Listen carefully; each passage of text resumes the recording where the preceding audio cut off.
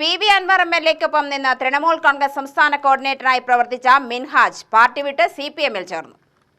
അൻവർ DMK-യിൽ നിന്ന് മാറി തൃണമൂൽ കോൺഗ്രസിലെത്തിയത് ഉൾക്കൊള്ളാനായില്ല.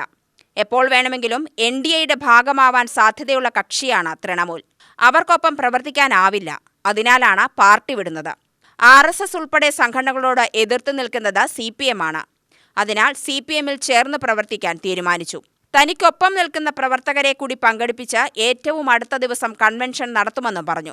പാലക്കാട് നിയമസഭാ ഉപതെരഞ്ഞെടുപ്പിൽ അൻവറിനൊപ്പം നിന്ന് പാലക്കാട് സ്ഥാനാർത്ഥിയാവുകയും പിന്നീട് അൻവർ പറഞ്ഞതനുസരിച്ച് സ്ഥാനാർത്ഥിത്വം പിൻവലിക്കുകയും ചെയ്ത വ്യക്തിയാണ് മിൻഹാജ്.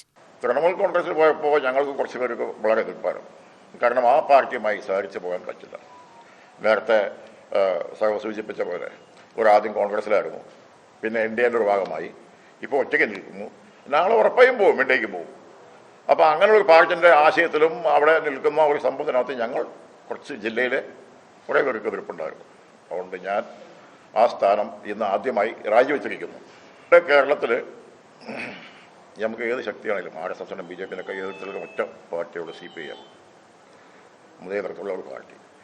ഇനി നമുക്ക് അതല്ലാതെ വേറെ പാർട്ടിയില്ലെന്നുള്ളത് ഞങ്ങളെല്ലാം മനസ്സിലാക്കി.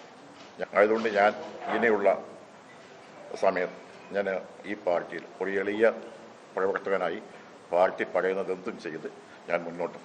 മിൻഹാജിന്റെ പാർട്ടിയിലേക്കുള്ള വരവിനെ സ്വാഗതം ചെയ്ത CPM ജില്ലാ സെക്രട്ടറി ചിറ്റൂരിലെ വ്യാജ കള്ളു വിഷയത്തിൽ പാർട്ടിക്ക് പങ്ക് എന്ന ആരോപണം തള്ളി. പാർട്ടി അംഗീകരിക്കാത്ത ബിസിനസ് ചെയ്യുന്ന ഒരാളും ഈ പാർട്ടിയിൽ ഉണ്ടാവില്ല. പാർട്ടിയുടെ ഏതോ കാലത്തെ ഏതോ ബ്രാഞ്ച് സെക്രട്ടറി ചെയ്യുന്ന പ്രവൃത്തികൾക്ക് പാർട്ടി ഉത്തരവാദിയല്ല. വിഷയത്തിൽ ഏതെങ്കിലും CPM നേതാവ് ഇടപെട്ടു എന്ന് തെളിയിക്കാനാവുമോ എന്ന് ചോദിച്ച സുരേഷ് ബാബു, തനിക്കെതിരെ വാർത്താസമ്മേളനം നടത്തിയ വ്യക്തിയുടെ പാരമ്പര്യത്തിൽ നിന്നുണ്ടായ മനോഭാവമാണ് ഈ ആരോപണമെന്നും പരിഹസിച്ചു. ചിറ്റൂരിലെ മുൻ കോൺഗ്രസ് MLA K. അച്യുതന്റെ മകൻ സുമേഷ് അച്യുതനാണ് പ്രദേശത്തെ ഒരു കള്ളുഷാപ്പിൽ ചുമമരുന്നിന്റെ അംശം പരിശോധനയിൽ കണ്ടെത്തിയ സംഭവത്തിൽ CPM-നെതിരെ വിമർശനവുമായി രംഗത്ത് വന്നിരുന്നത്.